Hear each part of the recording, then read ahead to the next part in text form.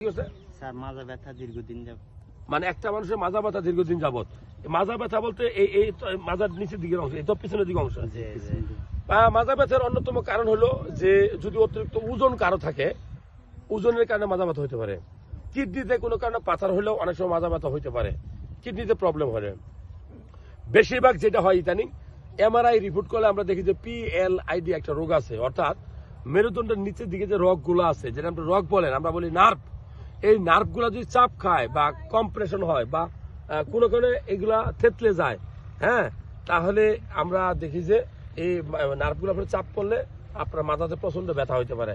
এটা কিন্তু ওষুধ খেয়ে সহজে ভালো হয় না। নিচে একটা না বসে কাজ করলেও মাথা ব্যথা হইতে পারে।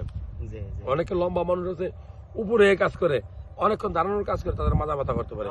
তবে মেকানিক্যাল ব্যথা হইতে পারে, মাসেলের ভিতরে পেইন হয়েও ব্যথা হইতে পারে, মাংস ব্যথা হয়ে। হ্যাঁ, তো এই ব্যথাগুলো হইলে নর্মালি আমরা ধরে নেই যে কিডনিতে কোনো সমস্যা বা মাজা হাড়ে কোনো সমস্যা।